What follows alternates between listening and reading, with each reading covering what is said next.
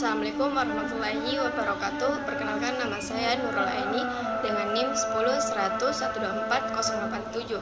Jadi, saya akan menjelaskan tentang pengertian hukum administrasi negara dan ruang lingkup hukum administrasi negara. Jadi, yang pertama-tama saya akan menjelaskan tentang apa itu hukum.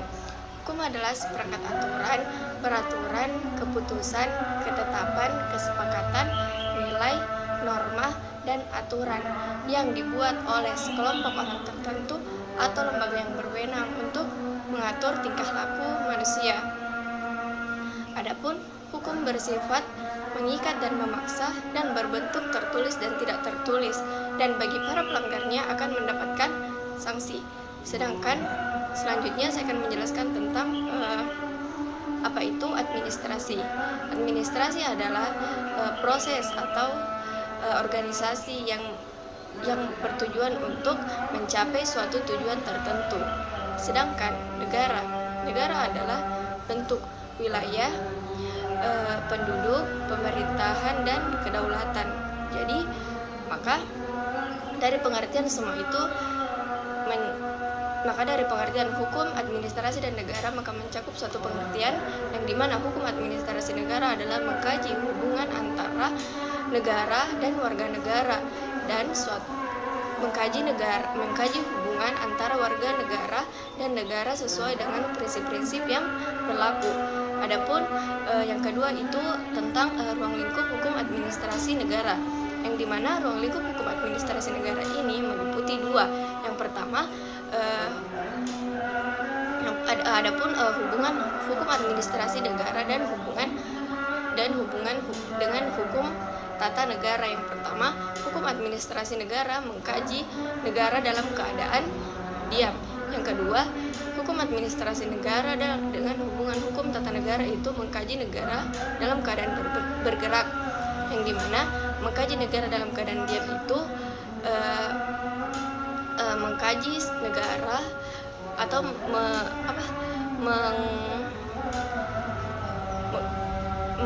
mengetahui bagaimana pemerintah menjalankan tugas-tugasnya.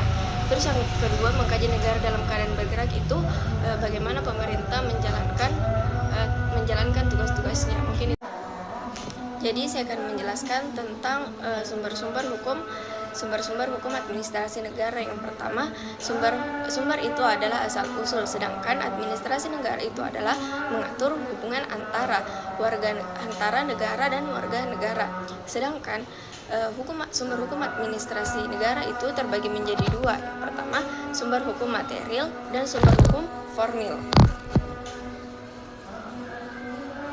Di mana sumber hukum material ini meliputi isi atau substansi, sedangkan sumber hukum material itu adalah meliputi historis, yang itu sejarah yang merujuk pada perkembangan negara atau hukum dari masa dahulu sampai masa sekarang. Sedangkan sosiologis itu tentang hubungan antara masyarakat, bagaimana kondisi masyarakat dan apa yang terjadi di masyarakat. Sedangkan filosofis itu adalah moral atau etika, yang dimana ini berlandaskan nilai-nilai keadilan dan moral serta nilai ketuhanan.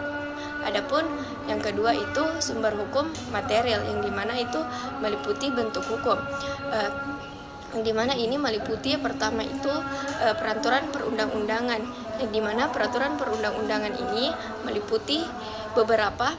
Yang pertama itu Undang-Undang Dasar 1945, yang kedua TAP MPR, yang ketiga Undang-Undang atau Perpu, yang keempat peraturan pemerintah atau PP, yang kelima adalah peraturan presiden, yang keenam itu Perda provinsi, dan yang ketujuh Perda kabupaten atau kota.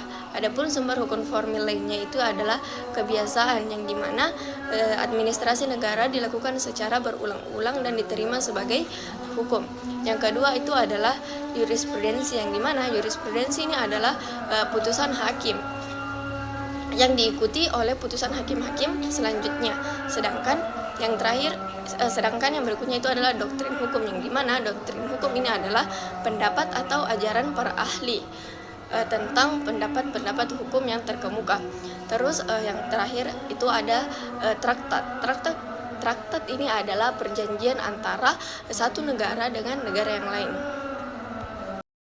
Jadi materi selanjutnya itu tentang kedudukan pemerintah, yang dimana kedudukan di sini itu yang dimaksud adalah posisi atau peran, sedangkan pemerintah itu meliputi aparat yang memiliki jabatan. Jadi yang dimaksud pemerintah itu adalah aparat yang memiliki jabatan. Pemerintah itu meliputi 3. Yang pertama, eksekutif, legislatif, dan yudikatif. Eksekutif itu adalah presiden dan jajaran para menteri. Sedangkan legislatif itu adalah DPR, DPRD, dan MPR. Dan yang terakhir itu ada yudikatif. Yudikatif itu adalah Mahkamah Agung, Mahkamah Konstitusi, dan Komisi Yudisial. Jadi kedudukan pemerintah itu adalah posisi pemerintah jadi kedudukan itu adalah meliputi dua bentuk. Yang pertama, kedudukan pemerintah secara publik dan kedudukan pemerintah secara privat, yang dimana kedudukan pemerintah secara publik itu adalah pemerintah memiliki wewenang yang istimewa untuk mengatur kepentingan banyak orang, seperti yang bersifat umum dan berlaku untuk semua orang. Contohnya itu seperti pembuatan undang-undang dasar. Ketika pemerintah membuat undang-undang, tindakan tersebut bersifat publik karena bertujuan untuk kemanfaatan dan kepentingan umum sesama manusia. Sedangkan yang kedua itu adalah kedudukan pemerintah sebagai hukum privat, yang dimana ini adalah segelintir orang-orang tertentu atau segelintir orang-orang tertentu saja, seperti bersifat khusus atau personal. Contohnya itu untuk adapun contoh dari hukum bersifat privat, yang dimana contohnya itu presiden ingin menikah. Yang menikah itu bukan jabatannya, jadi yang menikah itu adalah orangnya atau personnya yang menikah, personnya yang ingin melakukan pernikahan, bukan jabatan antara jabatan. Jadi materi selanjutnya itu adalah kewenangan pemerintah, yang dimana kewenangan pemerintah ini merupakan fondasi pejabat publik yang bertindak berdasarkan aturan hukum. Nah, berdasarkan Undang-Undang Nomor 30 Tahun 2014 dan Asas Legalitas Pasal 1 Ayat 1.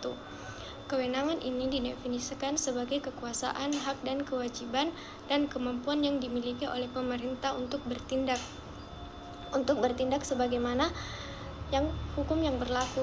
Sedangkan bentuk kewenangan pemerintah ini ada 3. Yang pertama atribusi, kedua delegasi, yang ketiga mandat. Atribusi itu adalah kewenangan asli. Atribusi itu adalah pemberian kewenangan baru kepada badan atau pejabat pemerintah oleh aturan perundang-undangan. Kewenangan ini bersifat asli dan lahir langsung dari rumusan peraturan perundang-undangan. Adapun contohnya itu kewenangan pemerintah untuk mengangkat menteri atau membuat peraturan pemerintah yang biasa disebut Perpu atau PP. Yang kedua ada delegasi. Delegasi ini adalah hanya kewenangan yang berpindah. Delegasi itu adalah penyerahan kewenangan yang sudah ada dari satu pejabat atau atasan kepada pejabat lainnya atau bawahan. Ya, perpindahan atau tanggung jawab dalam delegasi ini sudah beralih penuh kepada penerima delegasi. Contohnya pemerintah provinsi ke pemerintah daerah, pejabat tinggi ke pejabat yang lebih rendah. Sedangkan mandat itu adalah penugasan. Mandat adalah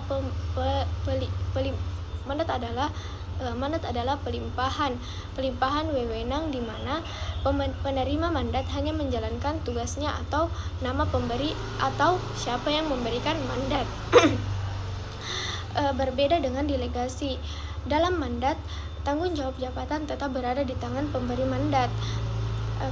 Adapun keputusan yang keluar dianggap sebagai keputusan yang memberi mandat. Jika terjadi kesalahan dalam upaya kewenangan, maka akan dilanjutkan kepada upaya hukum untuk mengoreksinya. Materi selanjutnya itu adalah tindakan pemerintah, yang dimana tindakan ini yang dimaksud adalah perbuatan atau perilaku. Sedangkan pemerintah itu aparat yang memiliki jabatan seperti eksekutif, legislatif, dan yudikatif. Eksekutif itu adalah presiden dan jajaran para menteri, sedangkan legislatif itu adalah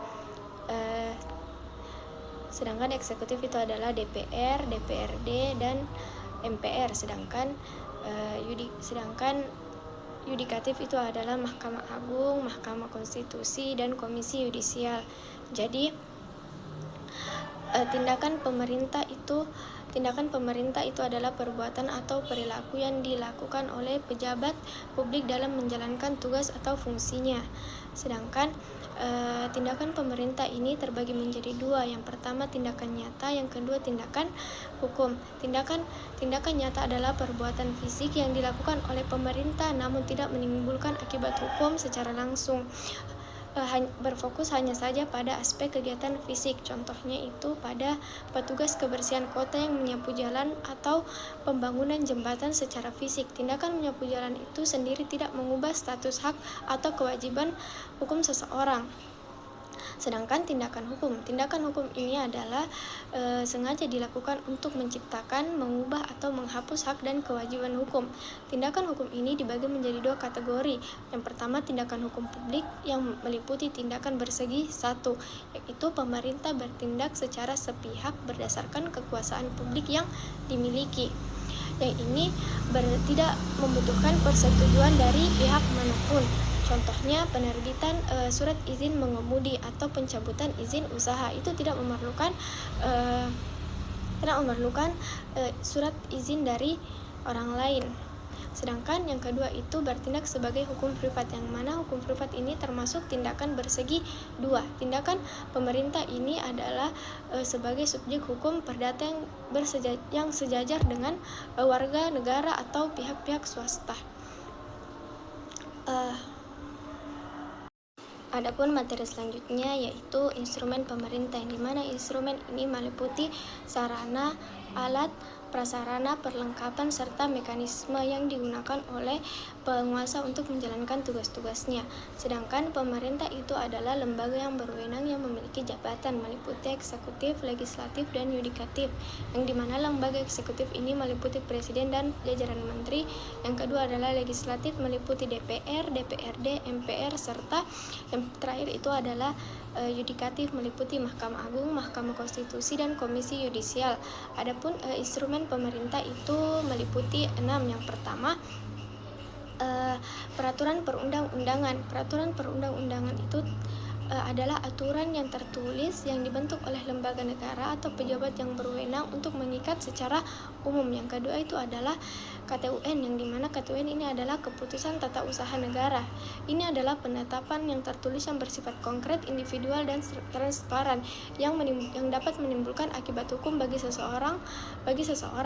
Sedangkan yang kedua itu adalah peraturan kebijaksanaan, yang dimana aturan ini yang dibuat oleh pemerintah sebagai pedoman dalam menjalankan wewenang diskresi ketika peraturan perundang-undangan belum memiliki aturan yang jelas, belum mengatur secara jelas.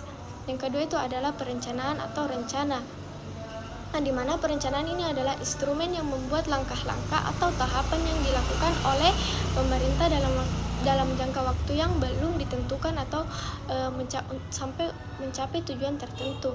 Adapun yang kelima itu adalah perizinan. Perizinan ini adalah instrumen yang digunakan pemerintah untuk mengendalikan aktivitas masyarakat sesuai dengan aturan atau tindakan yang merugikan kepentingan umum. Jadi, yang ketiga itu adalah instrumen hukum keperdataan. Ini menggunakan hukum privat oleh pemerintah seperti perjanjian kontrak kerjasama dari pihak ketiga.